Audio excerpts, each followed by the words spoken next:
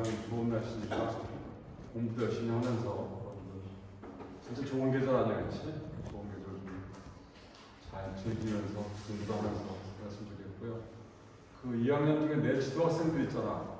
권희 있고 지난번에 내 지도학생 때 또 바뀐 친구들도 있지, 그치? 네. 확인해봐야 된다. 왜냐면 좀 교수님별로 좀 이렇게 그 명수를 조절하다 보니까 그 조절했으니까 다음 주 중에 그러니까 보통 2학년들은 2번 상담을 하게 돼 있잖아. 정재선 지도학생이 되겠지. 다음 주 화요일 날은 내가 오히려 회의가 있어서 안 될 거고 수요일 날 다음 수요일 날 목요일 날 일주일 정도에 신청을 하지.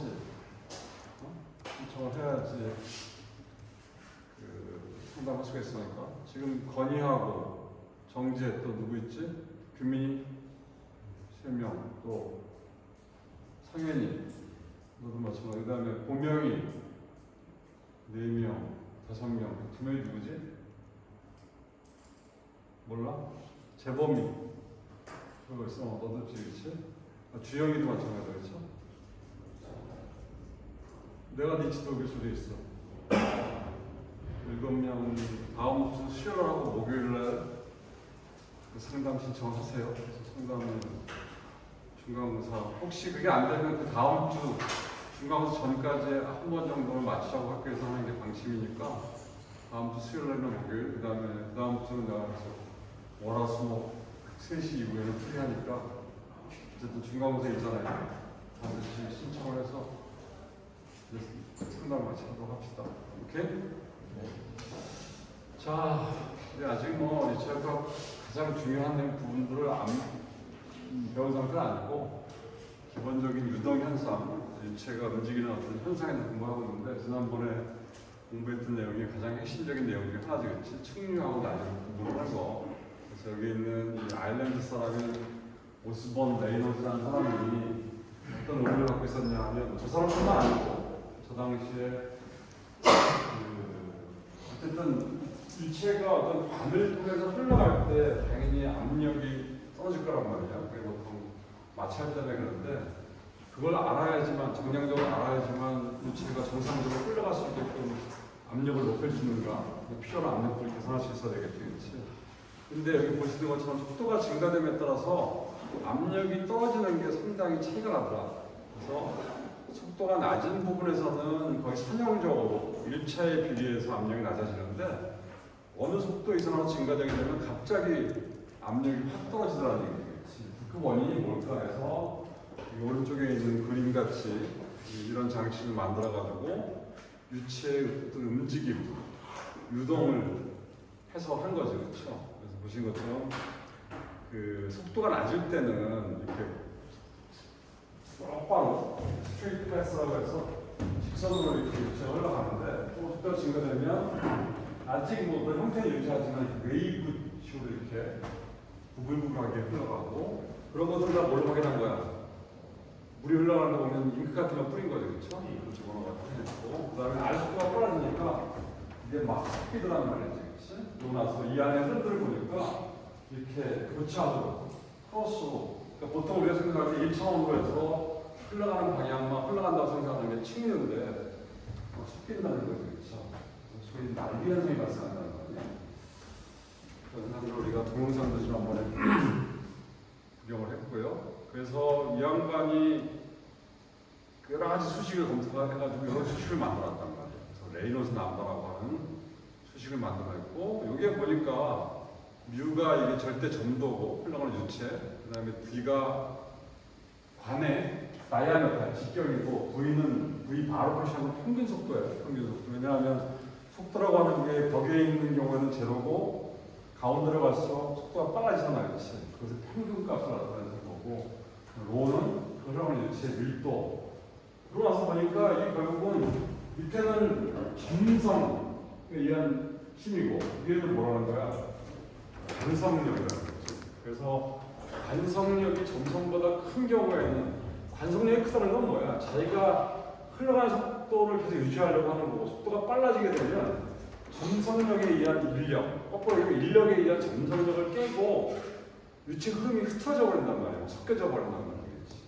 당연히 속도에 비할 것이고요. 다이아메타가 충분히 비하는 이유가 뭐냐면 다이아메타가 크게 되면 어떤 일이 벌어지게 되니? 크게 되게 되면 벽에 영향을 받는 부분이 적어질 거 아니야.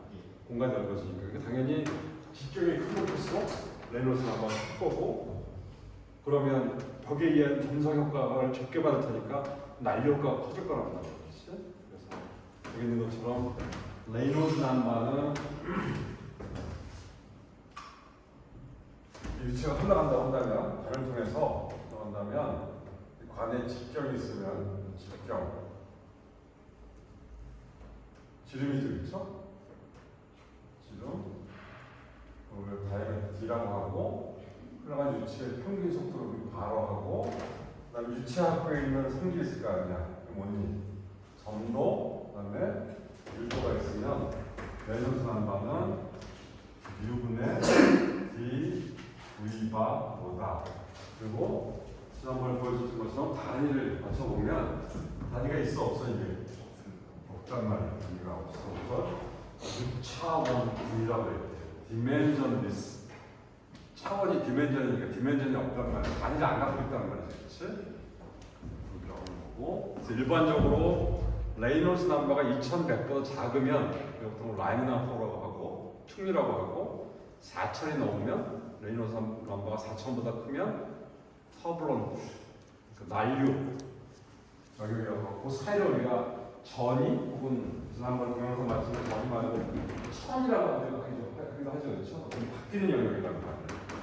이게 기본적으로 책마다 조금 틀리긴 하지만 거의 예외 없이 레이놀스 넘버가 2100보다 적은 경우 4000 이상 구별되고, 그 사이가 천 영역이고, 그래서 기술시험 같은 데 보면 거의 예외 없이 레이놀스 넘버 계산하는 문제들이 나와요. 그래서 3장 끝나면 다음에도 그 뒤에 있는 연습 문제 숙제를 줄 텐데, 거기서 보시면 레이놀스 넘버 구하는 문제들이 대부분이에요.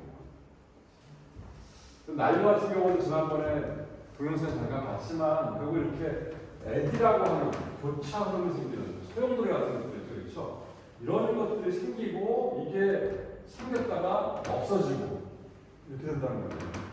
그래서 이렇게 교차 흐름을 뭐 소용돌이라고 할까? 이런 것들을 보려면 에디라고 얘기해.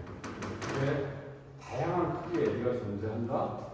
그래서 이 에디의 크기에 따라서 난류 크기가 보통 결정된다고 얘기하는데, 작은 거는 한 10에서 100 마이크로미터니까 뭐 아주 작은 거. 근데 뭐 그냥 안 보이는 정도 수준의 에디가 생기겠지. 근데 중요한 건 에디가 생긴다는 게 그래서 어떻게 되겠어?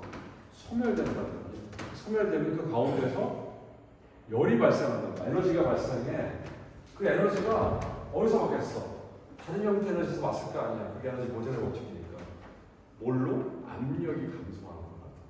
그러니까 결국은 처음에 의문을 가졌던 것처럼 난류가 생기게 되면 저런 에디가 생기고, 에디가 결국은 생겼다가 없어지면서 열 에너지가 발생하고, 그 열 에너지가 결국은 압력의 어떤 강한 나타냈구나.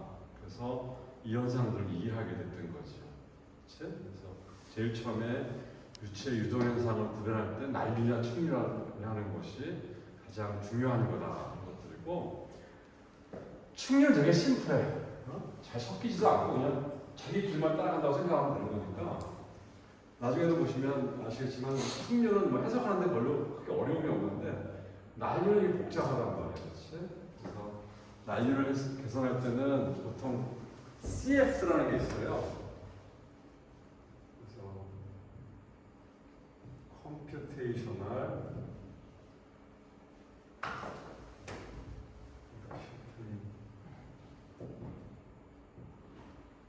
fluid dynamics라고 해가지고, 우리말로 하면 전산, 컴퓨터가 하는 전산, 유체, 역학, 혹은 모사, 그러니까 어떤 현상들을 우리가 수학적으로 표현해서 풀어주는 거죠. 그래서 CF라는 프로그램이 있어. 되게 복잡한 프로그램. 그래서 이런 거 같은 거 사가지고 스스로 계산하고. 예를 들어서 자동차 회사 같은 경우 보면, 자동차 회사의 가장 큰 그 어떤 디자인할 때 보면 예쁜 것도 중요하지, 튼튼한 것도 중요하지, 안전성도 중요하지, 그렇지? 근데 또 중요한 것 하나가 바로 뭐니? 이게 연비가 좋아야 된단 말이야, 그렇지? 어차피 자동차가 지나가면 공기를 뚫고 지나가는 거니까 공기하고 마찰을 피할 수 없는 거 아니야, 그렇지? 그래서 공기 내에서 이런 움직이는 물체가 지나갈 때 어떻게 마찰이 생기고 압력이 강화되고 마찰이 생기는지 이런 것들을 다 조정하는 거지. 지난번에 우리 학기 초에 봤던 것처럼 골프공이 날아가는 것 같은 경우도 딤플을 만들어서 딤플이 있을 때하고 없을 때고 얼마큼 차이가 나는지 같은 것도 다 이런 걸로 전산 유체 모사를 통해 가지고 계산을 한다. 여러분 쭉 읽어보시면 되겠지만 여기 뒤에 정리한 거 보시면 뭐 이런 것들이 있다고만 생각하시면 될 것 같아요. 여기 보시면 난류 중에 편의 속도라고 해서 이 그림을 보면 이게 어떤 그림이냐 하면 그래서 어떤 위치에서 어떤 생각해 봅시다. 관을 통해서 유체가 흘러가는 거야. 그래서 어떤 단면에서 유체가 흘러갈 때 어떤 한 점이라고 생각하자. 여기서 뒤에 오는 유체가 계속 흘러갈 거 아니야, 그렇지? 근데 측류는 일정한 속도로 흘러오는데 얘는 어떻게 되겠어? 좀 빨리 가기도 하고 또 옆으로도 가기도 하고 뭐 그러니까 속도가 계속 바뀐단 말이야. 한 지점에서, 그렇지? 그거 갖다가 그림을 한번 그려보면 이렇게 된다는 거야. 이게 지금 평균 속도야. 이게 보시면 평균 속도가 되고 어느 시간에 따라서 보시면 시간에 따라서 속도가 좀 빨라질 수도 있고 늦어질 수도 있고 계속 이렇게 불규칙한 모양을 갖고 있지. 오실레이션을 하고 하는데 진동을 하고 있는데 그렇다 하더라도 이 평균 속도에서 어느 범위 내에서 대부분 일어나더라. 그래서 그 평균 속도에서 벗어나는 속도를 우리가 여기 보시면 데비에이트가 벗어나다 이런 뜻이거든요. 데비에이팅 벨로시티에서 편의 속도라고 얘기해요. 편의 속도. 그러니까 평균값에서 벗어나는 정도는 거지, 그렇죠?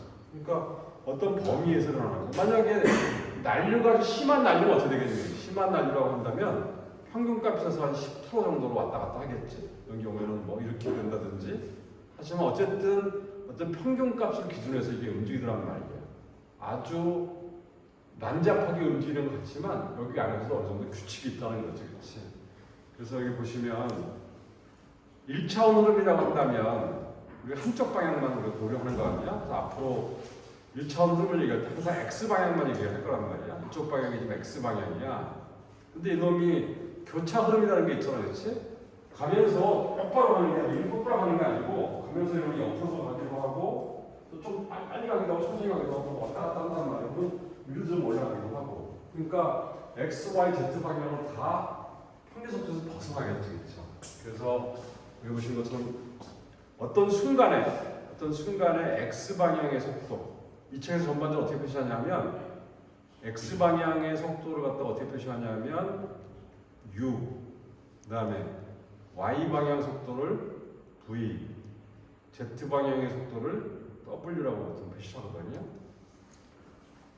X 방향 말씀드렸던 유체가 흘러가는 방향이랑 Y 방향은 뭐니? 흘러가는 방향의 수직이면서 수평, 옆에 속도예요.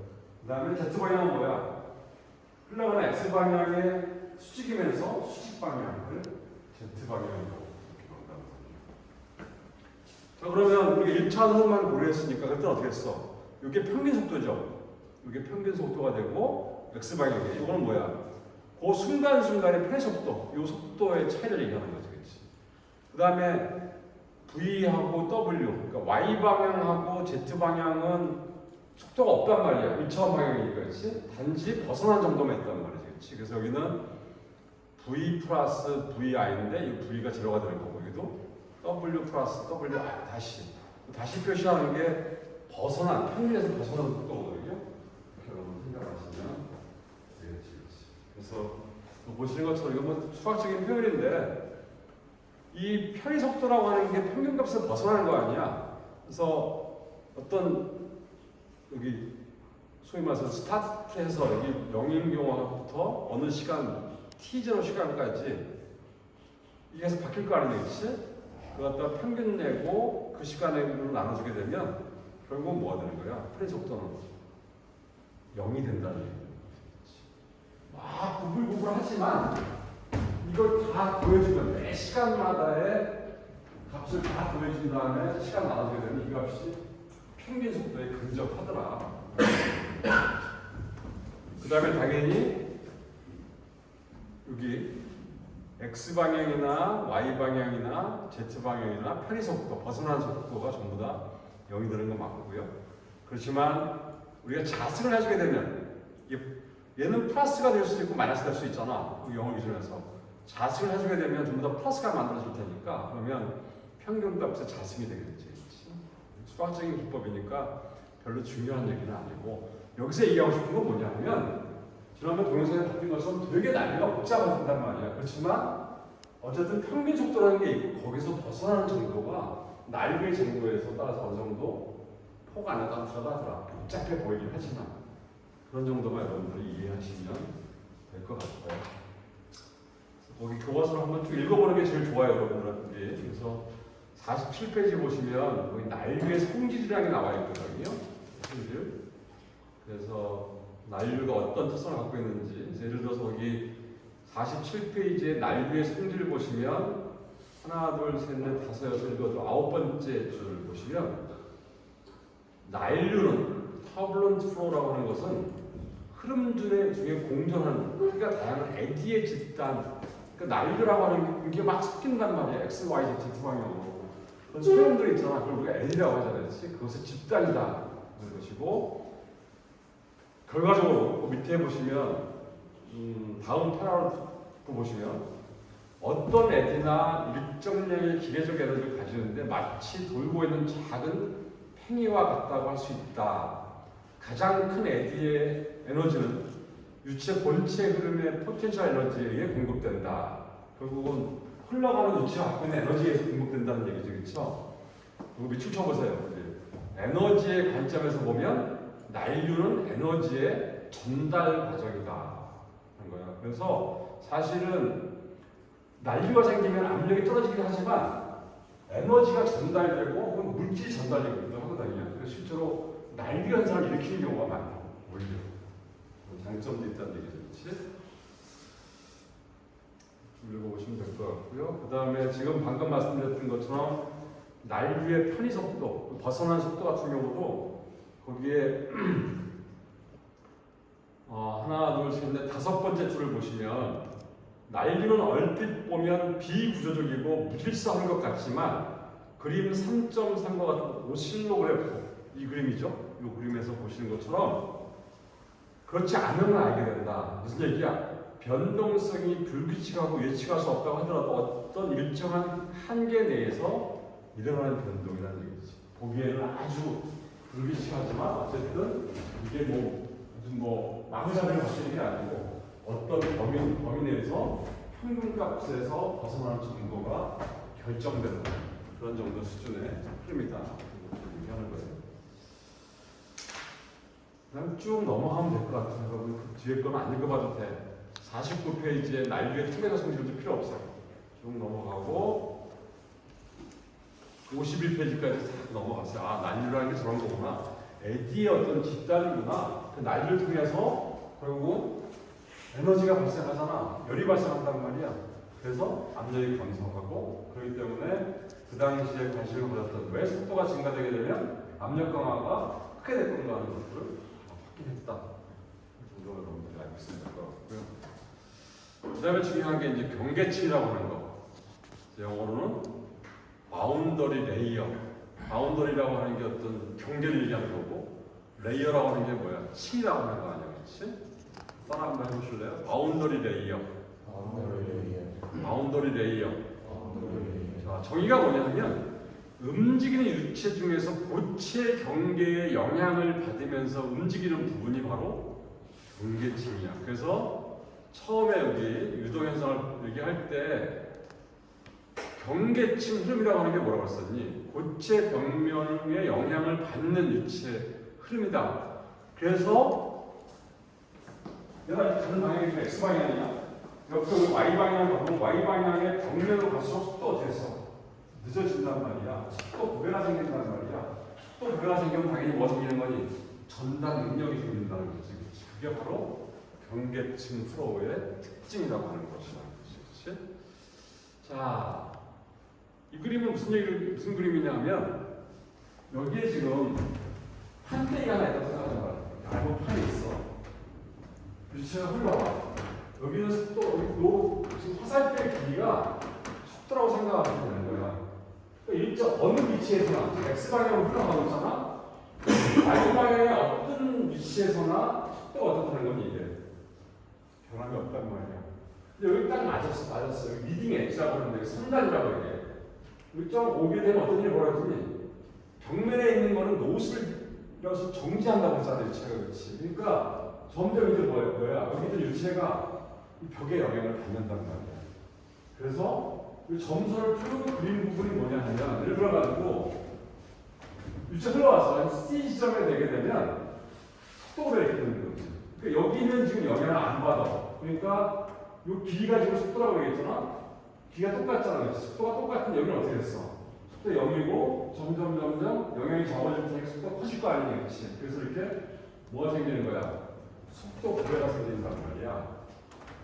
요 지점이 뭐냐면 여기 보시면 요걸 갖다가 요 점선 있잖아요. 요거 갖다가 뭐라 하냐면 OL이라고 해서 아우터 리미터 바운드 레이어. 그러니까 경계침의 바깥쪽 확률이라고 해서 보통 어떻게 정하냐 하면 여기 안 돼 있나? 여기 속도의 99%가 되는 지점을 갖다가 우리가 보통 거기에 아우터 리미터라고 해요. 좀 더 지나가면 어떻게 됐니? 경계층의 영향을 더 받겠죠. 벽면의 영향을, 그렇지? 그러니까 아까는 여기까지 속도가 똑같고 여기까지는 경계층이었는데 점점 커진단 말이에요. 여기까지. 그렇죠? 영향을 받는단 말이에요. 더 지나가면 여기까지 영향을 받아. 경계층에서 어떻게 되겠니? 증가하게 된다. 그렇죠? 경계층이 발달한다고 얘기할 수 있겠지. 그래서 여기 보시는 것처럼 유체 본체의 속도를 U 시그마로 한다면 여기 U 시그마인 거죠. 그렇죠? 유체 돼야 되는데 U 시그마로 해서 오는데 어쨌든 처음에 오면 벽에 영향을 받는데 아직까지는 여기까지만 영향을 받는단 말이야. 여기까지만 속도 구배가 생기고 여기는 어떻게 되겠니? 속도가 다 똑같단 말이지. 그렇지? 그래서 어쨌든 여기 속도에 0.99가 되는 속도 그 지점을 딱 찍고 계속 증가해서 여기 C-가 오게 되면 여기가 되겠죠. 그렇죠? 그걸 연결한 것 같다. 우리가 아우터 리미터라고 하고 이게 바로 뭐야? 요 안이. 속도 구배가 있는 요 안이 바로 뭐가 되는 거니? 경계층이 되는 거야. 경계층 흐름이 되는 거죠. 그렇죠? 여기 보시면 X라고 하는 건 선단으로부터의 거리. 여기 자유롭게 흘러오던 유체가 벽을 만나가지고 평판이긴 하지만 뉘어져 있는 평판이긴 하지만 벽을 만나서 이제 벽에 영향을 받는 시작하는 거란 말이에요. 그다음에 U 시그마 무한대라고 하는 건 뭐니? 그게 벽에 영향을 받지 않는, 교란되지 않는 힘의 요소라고 하고 Z 뭐야? 여기는 시그마인가? Z 시그마는 어딨냐? ZX 그러니까 거리 X에서의 경계층 두께 요 Z가 요 지점에서는 경계층이 여기까지가 있다는 거고 요 지점에 점점 경계층이 됐어 커진다는 거지. 경계층이 발달한다고 얘기를 하거든요. 그런 그림이 또 있으니까 여러분 책에 한번 좀 읽어보시면 어렵지 않게 이해할 수 있을 것 같고요.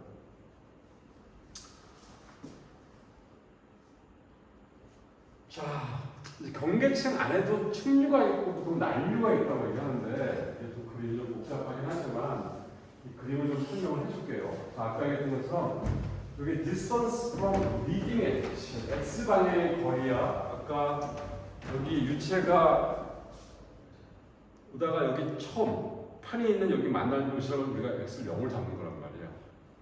그러면 요 지금 굵은 선이 바로 경계층이거든요. 요 안이 경계층이야. 요 바깥에는 뭐란 얘기야? 속도가 일정하단 말이지, 그렇지? 그렇죠? 아까 교란받지 않는 U 시그마라고 하는 U 무한다라는 속도를 갖고 있지. 경계층이 발달하는데 보통 어떻게 발달하냐면 이렇게 라미나 플로우 인 바운더리 레이어라고 해가지고 처음에 어디까지냐 하면 x의 0.5승까지, 실험식이라고 보통 이게 여기 x 거리에 0.5승까지는 zx 값의 이게 지금 바로 뭐라고 경계치 높이 아니야, 그렇지? x라는 위치에서 경계치 높이를 얘기하는 거지. 그래서 여기 x 값을 집어넣게 되면 그 지점에서의 이 높이 값이 나오는 걸 얘기하는 거지. 그래서 처음에는 경계치 많이 발달 안 돼 있잖아. 이게 보통 x의 0.5승이니까 루트 x. 그러니까 x가 증가하면서 1차보다 좀 적게 이렇게 증가된다는 거지. 그렇죠? 그러다가 이제 온셋 터블런스라고 해요. 여기까지는 지금 우리가 뭐가 되냐면 라미나 플로우가 돼요. 이거 왜 라미나 플로우가 되냐면 이 앞에서 보시는 것처럼 여기 앞에 부분에 있는 경우에 속도가 되게 작잖아. 속도가 낮으면 레이노스 넘버가 이렇게 있잖아. 속도가 낮으면 이 값이 작단 말이야. 그럼 레이노스 넘버가 어떻게 되지? 작잖아, 그렇지? 그러니까 앞에 부분에서는 일단 뭐가 생기는 거야? 라미나 플로우가 생긴다고. 어디서? 여기 앞에 부분에서는 라미나 플로우인 바운더리래. 이 안이 지금 라미나 플로우가 생긴다고. 그러다가 어떤 거리를 지나가게 되면 이게 온셋 오브 터블런스, 이제 뭐가 생기는 거야? 터블런스가 생기기 시작한다는 거야. 경계층 내에. 여기는 지금 터블런스가 되겠지, 계속. 그렇죠? 속도가 빠를 테니까. 근데 이 안에도 보시면 층이 3개가 있다는 거지. 여기 보시면 제일 밑에, 점선으로 제일 밑에 보면 벽 근처니까 벽의 속도가 제로잖아. 여기 위에는 영향을 받는 속도가 높지 않잖아, 그렇지? 이 아래 부분은 속도가 낮기 때문에 이 값이 작단 말이에요. 그래서 레놀즈가 작기 때문에 이 밑에 얇은 층은 뭐냐면 디스코스, 점성이 좌우하는 점성 하층이야. 여기는 우리 충류란 말이에요. 그래서 이것도 얘기할 때 디스코 서블레이어, 층 아래 밑에 있는 층인데 하층이죠, 그렇죠? 점성을 갖고 있는 하층이라고 얘기하고, 요 위에가 터블런스가 생긴 거잖아요. 바운더리에 의해서. 여기는 속도가 빠를 테니까, 그렇죠? 그리고 그 사이에 항상 뭐니 버퍼 레이어라고 하는 완충층이 존재한다는 말이에요. 아까 레이노스 넘버가 2100도 작으면 층류, 4000 이상은 난류, 그 사이에 전이층이 있었잖아. 똑같이 우리는 완충층이라는 게 존재를 해. 그래서 시험 문제도 그런 얘기 나와. 다음 중 경계층이 발달할 때 그 벽으로부터 높이에 따라서 어떤 층이 존재하느냐. 제일 위에는 뭐가 생기는 거야? 터블런스 프로가 생긴단 말이야. 여기 이전 터블런스 프로가 있고, 그 다음에 제일 밑에 속도가 낮기 때문에 그 벽에 전단 능력을 갖기 때문에 여기는 뭐야? 라미나 프로가 되고, 그 사이가 바로 전이. 완충, 버퍼레이어가 이렇게 존재한다 하는 것이고, 별로 중요한 건 아니지만 이렇게 터블런스가 생기면 여기서 어떻게 터블런스 생긴 다음에는 이게 커져. 이 x 거리에 따라서 바운더리 레이어 두께가 커진다면 어떻게? 한 x 1.5승 정도로 커지고 어느 정도 지나면 다시 완만해지는데 0.8승 정도 된다 하는 거지.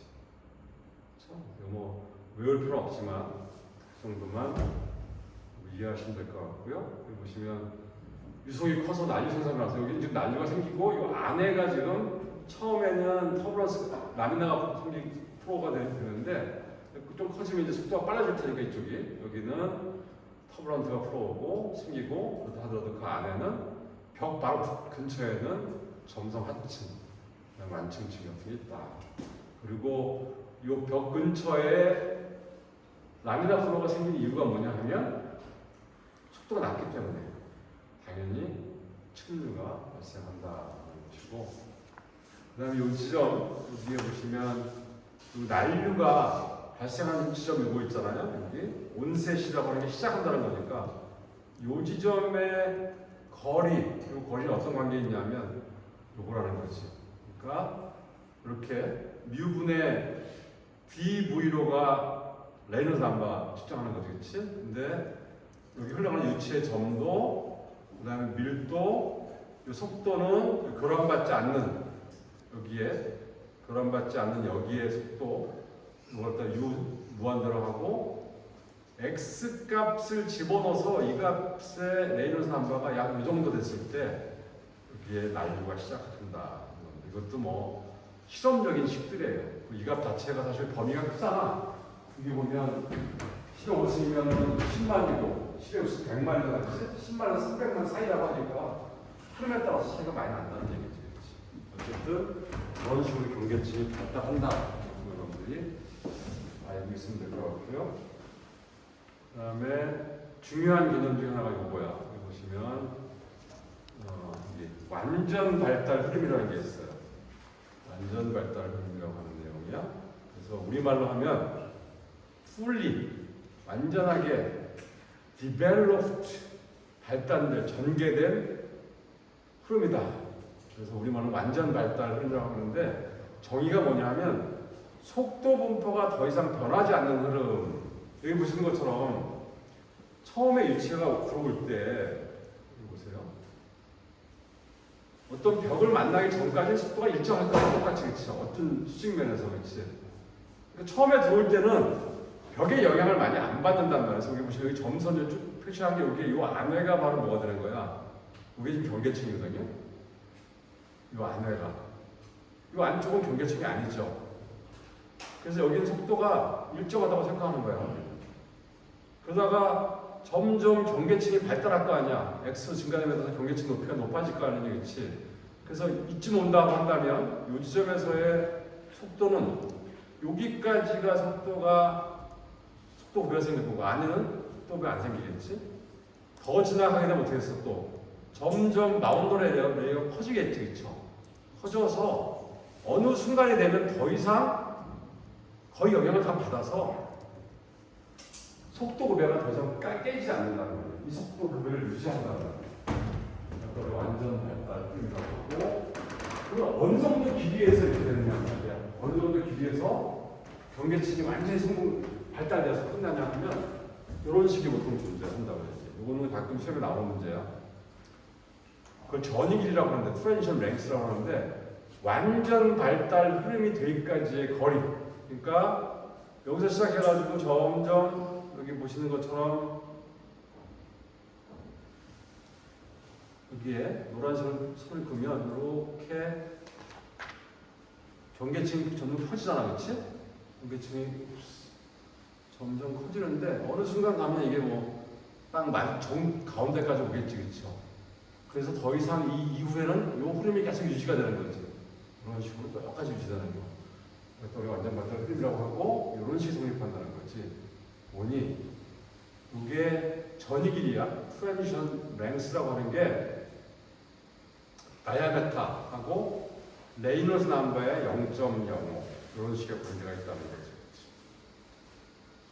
그래서 레이놀스 넘버가 크면 클수록 이 값이 길어지게 되고, 그렇죠? 다이아메타가 크면 클수록 이 값도 당연히 커지겠지. 왜 그런 거야? 다이아메타가 길어지면 점점 영향을 받는 지점이 늘어날 거 아니야. 시간이 많이 걸릴 거란 말이야. 그래서 2분의 xt가 0.05 레이트 남바다. 그래서 만약에 어떤 관을 통해서 유체가 흘러가는데 뭐지? 관을 통해서 유체가 흘러가는데 이 흘러가는 유체의 레이놀스 넘버가 1500이야. 무차원이니까, 그렇지? 그 다음에 내경이 50mm라고 한다면 완전 발달 흐름, 이렇게 흐름이 완전히 형성되고 더 이상 바뀌지 않는 요 포인트, 요 거리, 우리가 XT라고 하잖아. 이 값은 어떻게 되냐 하면 여기 보시는 것처럼 XT는 D 곱하기 0.05 곱하기 레이놀스 넘버니까 D가 50이죠? 자, 50하고 곱하기 0.05 곱하기 1500 하고 단위는 뭐가 되겠니? 밀리미터가 되니까 계산하면 얼마 될까 이거? 5에다가 75가 되겠지, 그렇죠? 75고 곱하기 50 하면 0에다가 5, 25, 5, 7, 35, 3750이니까 약 37.5cm 정도 되나? 그치? 아니 30.5m인가요? 그쵸? 3750mm면 100mm가 1000mm가 1cm지, 그치? 1m지, 그쵸? 그러니까 한 4m 정도로 가야지만 완전 발달이 생긴다는 거죠. 같이 계산해보세요. 자, 이게 1500이죠? 여기. 내년선 뭐 1500, 0.05 곱해주게 되면 096 75가 됐죠? 75에다가 그 다음에 여기 50이잖아? 75, 5, 25, 350. 3750mm면 3.75m. 대충 그림을 그리자면 5mm가 5cm니까 5cm 되는 반을 통해서 이게 5cm하고 시작. 6cm야. 유체가 흘러가는데 레이논스 넘버가 한 1500 정도라고 보면 한 4m 정도 되면 여기까지 계속 되는 거지.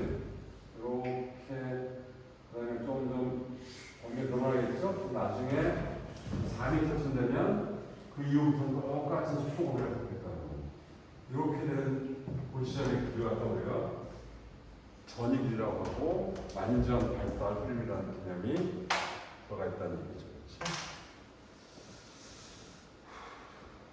그 여러분들이 필요한 것들만 내가 정리한 거니까 그것을 반드시 읽어보셔야 되고요. 마지막에 이거 나중에도 설명할 텐데 경계층이 분리가 되는 경우가 있어. 바운더리 레이어가 세퍼레이션 된다고 분리. 지난번에 우리 그 처음에 위치역학의 응용에 대한 얘기를 하면서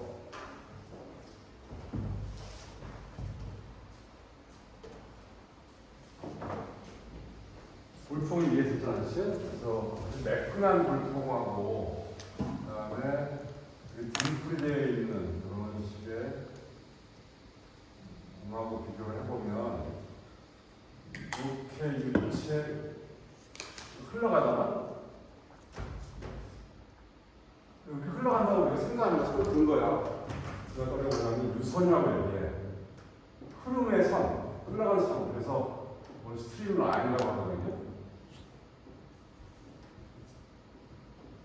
그러다가 이게 벽을 타고 가지 않는다면 타지 않고 관성 때문에 흘러갈 거 아니에요, 이렇게, 그렇지? 그런데 여기 빈대가 생기면서 여기는 압력이나 웨이크 같은 게 막 생기기 때문에 압력이 좋아질 수가 있구나. 그래서 여기 경계층, 이 공간에 있는 물체의 영향을 받는 지점이 깨진단 말이야. 바운더리를 깨진다는 거야. 여기 보시면 이거지, 이런 거지. 그래서 여기에 이렇게 위치가 흘러가. 그래서 벽을 타고 가고 저 바깥에 놓으면 어떻게 되니? 일로 간다고 해서 일로 들어갔다 이렇게 가는 거 아니야? 여기 딱 들어가고. 자기 관성에서 따라간단 말이야. 오늘 뒤에 웨이크라고 하는 에디 같은 게 생성되면 바운더리 레이어가 깨진단 말이야. 바운더리 레이어 세퍼레이션이라고 해서 그것이 영향을 미친다는 거야. 이거 같은 경우는 자 왔다가 여기서 타고 넘어가. 어느 정도 이게 이 벽면에서 타고 넘어가면서 난리가 형성되거든요. 타고 넘어가서 좀 뒤에 형성돼 그런 것들이. 그러니까 말씀드린 것처럼 여기 에디라고 하는 부분이 조그맣게 생긴단 말이에요. 여기 압력이 낮거든요. 압력이 낮다는 얘기 뭐니? 여기 있는 기체들이 여기서 밀 수가 있다는 거야. 압력이 낮은 쪽으로. 그러니까 날아가는 건 공일로 날아가야 되는데 여기서 밀어주는 거잖아. 거꾸로 이렇게 브레이크라고 해요. 당겨준단 말이야. 그치? 그 마찰이 더 생기는 거랑 마찬가지지. 그쵸? 오해에서 이것 때문에 마찰이 생기는 건데, 자, 문제는 뭐냐면, 마찰 생기지만, 이렇게, 이, 딤플이 있는 경우는 요 공간이 적기 때문에 얘보다 훨씬 마찰이 적단 말이에요. 근데 얘는 지금 어떻게 해서 표면에서 마찰이 별로 없지. 얘는 표면 마찰이 많다고. 그 나중에 보면 이렇게 하겠지만, 그 마찰이라는 게 두 가지가 있어요. 스킨 프릭션이라고 해서,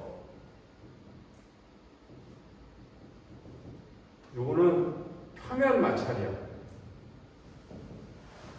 그 다음에 폼 프릭션이라고 하는 게 있어. 얘는 형태 마찰이라고 얘기해요. 표면, 어떤 물체 표면에 생기는 마찰이고, 얘는 이렇게 뒤에 에디 집단이 생기는, 이것부터 웨이크라고 하기도 하고, 뭐 우리말로 후류, 뒤쪽에 흐름이 생긴다는 거지, 그렇지? 이렇게 생기는 거에 의한 마찰 두 가지가 있거든요. 얘는 어떻게 되겠냐? 얘는 스킨 프릭션이 커 얘보다 어떻게 했어? 얘는 스킨 프릭션이 크지 않단 말이야. 매끈하게 넘어가니까. 그쵸? 그래서 스킨 프릭션은 이놈이 적고 얘는 크다고 상대적으로. 여기 마찰이 생길 거 아니에요. 지금 흘러가면서. 근데 폼 프릭션 어떻게 했어요? 이놈이 크다. 얘는 적단 말이야. 근데 이거 두 개 합하면 이게 더 크다. 그러니까 마찰이 크다는 얘기지. 그런 현상을 얘기하는 거야. 보신 것처럼 유체 중에 잠긴 고체 표면을 떠나면서 후단 부분에 생기는 거 우리가 경계층이 깨진다고 하는데 여기 보세요. 여기 보면 유체가 지금 유체 흘러가는데 중간에 여기 콧대가 놓여 있는 거야. 그러면 선을 어떻게 써? 유체 흘러가는 방향, 브러쉬고 프로 쪽에 유니폼 밸런스 똑같단 말이야. 따라 어떻게 경계층이 생길 거 아니야. 그래서 표면 쪽은 낮겠지. 위에는 어떻게 했어? 좀 더 빨라져가지고 이런 속도 그래 생길 거란 말이야. 그렇지? 이런 것들이 있고 여기에 또 하나 뭐냐면 큰 방향에 평평한 어떤 그 물체가 있는 경우고 요걸 갖다가 수직을 세웠다고 생각하자는 말이야. 흐름 방향에 직각인 평판을 딱 세우게 되면 말씀드린 것처럼 여기 유선이 일로 가니까 뒤에 여기에 뭐가 생기냐면 에디 같은 게 형성이 돼요. 에디 같은 게. 그러면 여기 압력이 되게 어떻게 적어진단 말이에요. 그러면 말씀드린 것처럼 이 뒤에 있는 놈들이 여기 압력이 적으니까 거꾸로 이렇게 당겨버리는 할 거란 말이야. 공기가 어차피 이러고 오잖아. 얘가 위치가 이리로 흘러간다는 얘기는 골프공에 대해서 여러분 헷갈릴지 모르겠는데 얘는 위치가 이리로 흘러가는 거야. 골프공에 흘러갈 때가 됐어. 거꾸로 위치에서 공기가 오는 건 똑같은 의미 아니야. 이게 만약에 되면 여기 압력이 적으니까 이쪽 공기를 밀려온단 말이야. 그러면 골프공이 날아가는 정확하겠지. 그렇죠? 그런 느낌이 있다고. 그래서 여기 보시면 이렇게 경계층이 분리가 돼. 여기 보시면 이렇게 여기로 타고 들어가는 게 아니고 쭉 자기 라인 빠져나가니까 빈 공간이 생긴단 말이에요. 그러니까 와리 같은 게 생기는 에디가 생기겠지. 그렇죠? 여기 보신 것처럼 에디 혹은 와류 소용돌이 얘기하는 거야. 볼텍스라고 해서 그런 거 생기면 그 공간을 거기 뭐라고 하냐면 후유라고 하고 웨이브라고 하고 여기에는 분자들이 막 충돌하고 그러니까 뭐가 생긴다는 거야? 열연이 생긴다는 거야. 그게 결국은 유체의 압력 손실, 압력이 적어진다. 그러니까 여기가 압력이 적어진다. 내가 지난번에 얘기했던 것처럼 물이 흘러가는 소용돌이 있잖아. 소용돌이. 그치? 그런데다가 나무저옥 같은 거 띄워보세요. 나무저옥 같은 거 어떻게 뜨잖아. 소용돌이 속으로 빨려 들어간단 말이야. 그게 왜 그런 거니? 압력이 거의 작아서. 오케이? 그래서 유로가 갑자기 확대되거나 축소된단 말이야. 쭉 가다 갑자기 확대되거나 축소될 때 흐름이 갑자기 휘거나 어떤 흐름 방향에 장애물이 있는 경우에 그래서 이렇게 후유가 생기고 결국은 이게 에너지 손실이 생기고 이것에 따라서 압력 손실이 생긴다는 거예요. 여러분들 비행기 타고 가다가 내리려고 하잖아. 하강을 해야 될 거 아니야, 그렇지? 하강을 어떻게 돼? 날개를 피잖아 이렇게. 이렇게 되면 날개를 스쳐온다고. 세운 게 어떻게 했어? 스토리라고 해가지고 뒤에 후류를 만들어준단 말이야. 그럼 압력이 적어질 거 아니에요. 그러니까 쓸 수 있는 힘이 떨어질 거죠. 그래서 내려간다. 그런 내용들이 쭉 있어요. 거기 있는 내용을 좀 정리한 거니까. 그래서 나중에 보시면 아시겠지만 이 일반적으로 표면을 거쳐서 유체가 흘러갈 때 생기는 마찰은 있긴 하지만 크지가 않아요. 어떤 마찰이 필요하면 이것도 마찰이라고 얘기한 거야. 형태에 의한 마찰이 훨씬 더 압력을 맞추는데 큰 영향을 미친다. 그래서 대표적인 예가 매끈한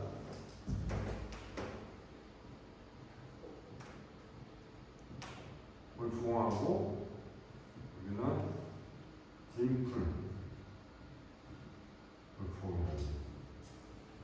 여기는 유체들이 가면서 막 붙을 거 아니겠지. 그래서 그 바운드리를 세퍼레이션이라고 하는데 이렇게 생기면 이 각도 이렇게 해서 여기서부터 여기까지 각도 이 각도가 얘 같은 경우는 훨씬 이게 작다는 거예요. 바운드리 세퍼레이션 여기서 세퍼레이션 되면 어떻게 해서 조금 더 뒤까지 타고 넘어가서 여기서 분리가 된다는 말이에요. 뒤에 웨이브가 적게 형성되겠지. 그렇지?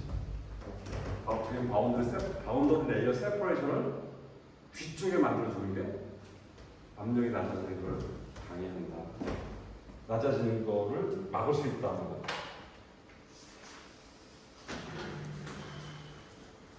자, 이 정도만 하면 대충 여기가 끝날 것 같고요. 여기도 계속 숙제가 있을 텐데 여러분들 숙제가 어떤 숙제냐면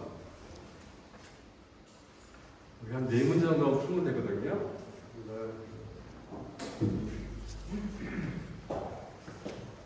자, 거기 한번 연습 문제 한번 볼까요? 연습 문제 보시면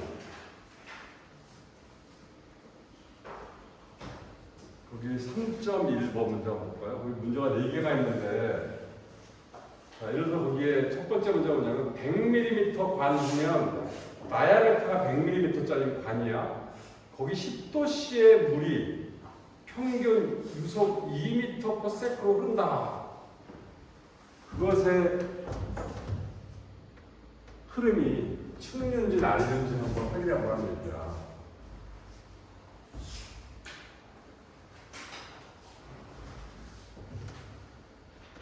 자, 보시면 이렇게 돼 있어요.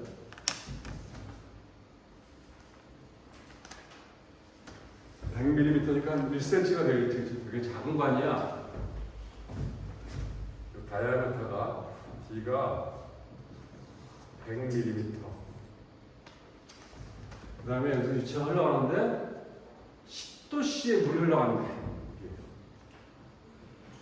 10도씨의 물. 그리고 평균 속도가 얼마냐? 얼마니?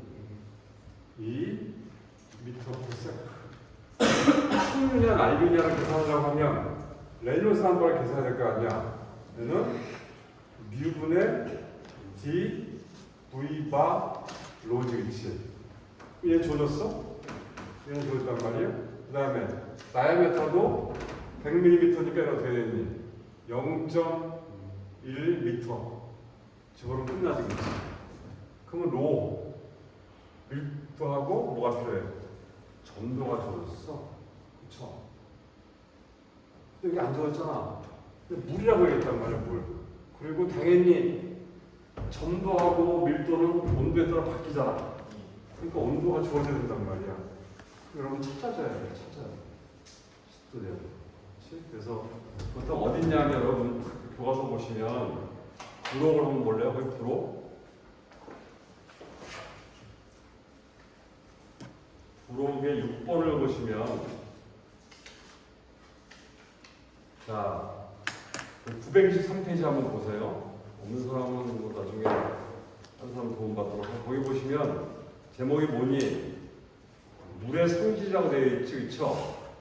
그러면서 온도, 그 다음에 거기 비스코스 점도, 그 다음에 열전도도, 댄스 밀도 이런 거 나와 있지, 그치? 근데 온도가 뭐로 되어 있어? 도 F 되어 있잖아, 그렇지? 그러니까 10도를 뭘로 찾으면 되겠어? 도 F 바꿔줘야 될 거 아니야? 그러면 10도를 도 F로 바꾸면 어떻게 되겠니? 10도씨를 곱하기 5분의 9 더하기 32 해주면 되겠지. 그죠? 1.8배 해주면 더하기 32 하잖아, 그렇지? 그럼 이게 얼마 돼? 18이고 30이니까 50도 F가 되네. 그쵸? 10도에랑 50도. 거기에 보시면 50도 F 데이터 있어, 없어? 있죠? 50도일 때 비스코시티가 얼마니? CP 값이 1.310. 그러니까 U가 1.310이고 1.310 센티포아제니까 얘는 뭐야? 1.310 곱하기 센티가 얼마니? 10의 마이너스 2승이고 포아제는 뭐 있었어? 그람, 센티미터, 세컨드. 오케이? 얘를 갖다가 단위 다 맞춰줘야 될 거 아니야? 그러면 SI 단위를 만들어준다고 어떻게 했어, 얘가? 곱하기 10의 3승g이 1kg이 될 거고 곱하기 10의 자승 센티미터가 1미터가 되겠지, 그쵸? 그러면 얘는 뭐가 되니? 1.310 곱하기 10의 3승 10에 있으니까 없어지면 10의 1승 분모했죠? 그럼 10의 마이너스 3승이고 킬로그램 미터 세크가 되겠지. 이거 구했어, 그쵸? 근데 뭘 구해? 밀도잖아, 그치? 밀도는 단위가 뭘로 되어 있냐, 50도씨에서 50도 F에서 파운드 퍼 피트 3소 되어 있지? 그쵸? 62.4이잖아, 그쵸? 이게 62.4이고 밀도라고 하는 게 질량을 부피는 나누는 거고 부피는 피트에 3승 되잖아, 그치? 이것도 마찬가지로 어떻게 주면 되겠어? 곱하기 파운드를 뭘로 바꿔줘? 킬로그램 바꿔주죠, 그쵸? 그러면 1파운드가 얼마야? 0.45359 곱하기 피트가 분모에 있으니까 피트하고 미터하고 1미터가 얼마야? 0.3048미터고 요거 3승을 해주면 되겠지, 그쵸? 그러면 얘는 뭐야? 62.42 곱하기 0.45359 나누기 0.3048에 몇 승이야? 3승이 되는 거지. 그럼 단위가 뭐가 되니? 킬로그램 퍼 미터 3승이 되는 거지. 여기다 다 집어넣어. 그러면 단위가 무차가 될 거라는 거지. 그래서 단위는 똑같이 맞춰줘야 돼. 단위만 보면 어떻게 되겠어? 단위만 보면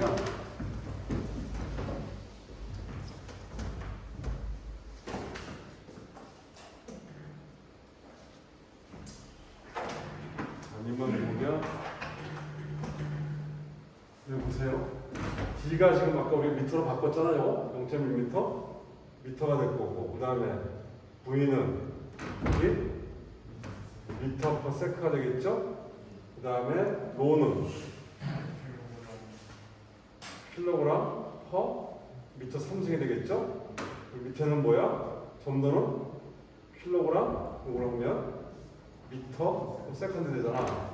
어쨌든 킬로그램하고 킬로그램 없어지겠죠? 여기 미터가 뭐가 되니? 분모에 분모 있으니까 넘어가면 분자는 똑같잖아, 그렇지? 미터 3승하고 이랑 없어지게 되고 세컨드 없어져서 차원이 있어 없어? 없어, 그렇지. 그거 맞춰줘야 돼. 그게 되게 중요한 거고 그런 식으로 문제를 푸는 거예요. 그리고 그 다음에 거기 또 문제가 틀린 게 있어. 거기 3.1번 D번 문제 보면 거기 점도가 1파스칼로 되어 있잖아. 점도가 파스칼 단위 갖는 거 알지? 파스칼 곱하기 뭐가 돼? 세컨드라는 말이야. 그렇죠? 그래서 거기 점도가 1파스칼인 근데 이게 아니고 1파스칼 곱하기 세컨드인 그 문장 문지 이렇게 그린 것이고요. 이렇게 한번 찾아보세요. 그래서 한번 보면 충분히 나머지 것들은 문제가 없는데 거기 3.12번 문제 같은 거 한번 풀어보세요. 그거는 전단 응력을 구하는 거거든. 전단 응력이라고 하는 게 뭐였어?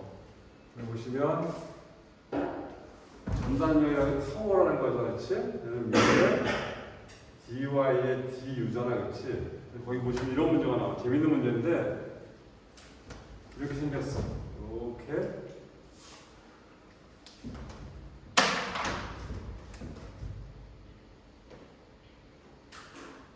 이중관이 이렇게 들어가 있거든요. 이중관이 2개짜리야. 보시면 지름이 15.8cm인 실린더 안에 기름이 15cm인 수직 실린더를 동심으로 설치한다. 이게 무슨 얘기냐면 여기 중심을 해가지고 이 바깥에가 이 길이가 지름이지, 그치?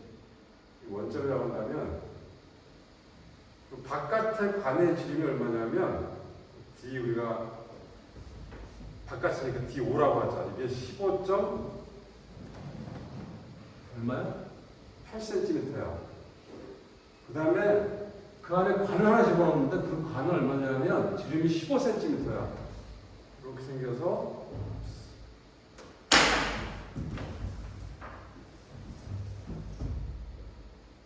이렇게 관을 하나 더 만들었지, 그치? 요것의 지름 안쪽 관이니까 DI 인이라고 해서 이게 15cm야. 그러면 원통이니까 요 사이에 물질을 집어넣는다는 얘기죠. 통 사이에. 그쵸? 그러고 나서 어떻게 한다는지 여기에다가 점도가 0.1 파스칼 이 안에다가 기름을 집어넣는데 기름이 점도가 0.21 파스칼 곱하기 세컨드인 점도를 갖고 있는 기름을 집어넣은 다음에 이 안쪽 실린더를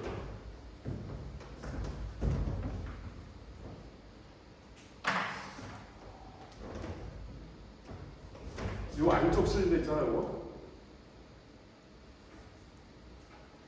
얘를 회전시켜. 얘를 가만 놔두고 회전시키면 얼마 시키냐면 30 RPM이지, 그쵸? 회전시킬 때 여기 발생한 전다 능력이 얼마냐고. 그럼 어떻게 했어? 아까 얘기했던 것처럼 요 폭을 우리가 DY라고 한다면 요 폭이 얼마큼 되는 거니? 바깥에 관의 지름은 15.8이고 여기는 15cm니까 그 두 개가 있잖아, 그치? 그러니까 요 폭이 얼마큼 되는 거야? 0.4cm 될 거란 말이지. 그러면서 여기 속도가 뭐가 되겠어? 바깥쪽 관 쪽에 붙어있는 기름은 여기 속도는 0이 되겠죠. 전기하고 있으니까. 얘가 들면 여기 있는 일체가 같이 붙어서 돌 거 아니야, 속도가. 가운데가 어떻게 속도 9배가. 그러니까 이렇게 될 거라고. 여기 정지되어 있고 여기는 속도가 빨라지면 이렇게 속도 9배가 생기겠지. 이 속도가 얼마냐면 30 RPM으로 하고 반경이 주어졌으니까 여러분들 구할 수 있을 거 아니야. 그러면 DU라고 하는 건 뭐야? 안에 있는 유체가 바깥에 있는 안쪽이지. 도는 속도 UI 빼기 바깥에 U0. 얘는 0이란 말이야. 이 속도만 구하면 되겠지, 이 속도. 속도 어떻게 구하면 되겠어? 한 바퀴 돌 때 얼마큼 움직여있니? 2파이 안으로 돌 거 아니야. 근데 분당 얼마 정도 들었어? 30이니까 30 곱하기 2파이 R. R은 뭐야? 이 다이아메트가 되고 퍼 돈이 될 테니까 세컨드에서 구할 수 있을 거고. 잘 생각해 보세요.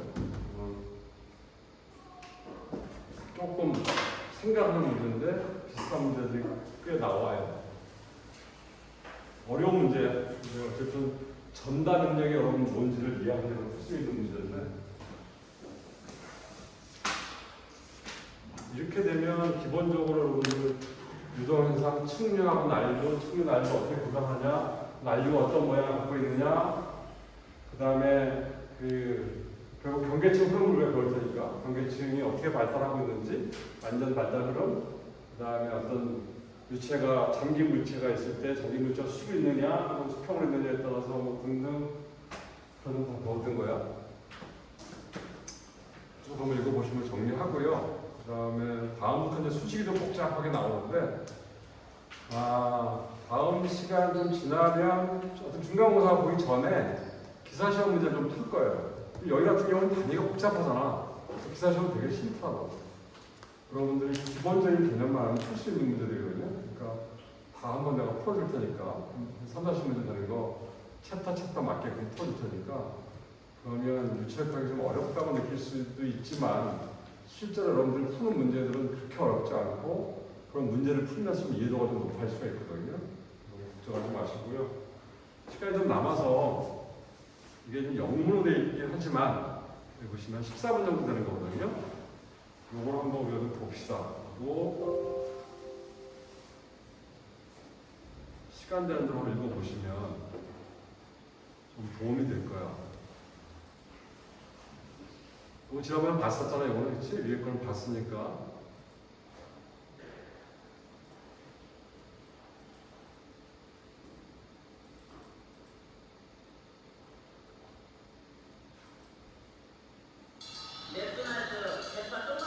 보시면 영어로 음악이 어기농가 세븐 버거가 다시 돌아왔습니다. 진도 대상 수면권을 지켜주죠. 이제 잠도 편안하게. 센트럼 프로바이오 나이트 케어.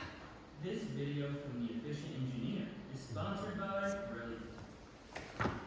이게 지금 에피션트 엔지니어라는 회사가 아까 내가 CFD 얘기했었지, 그치? 그런 전산 그 유체 모사하는 회사들이 많이 있거든요. 그런 회사들이야.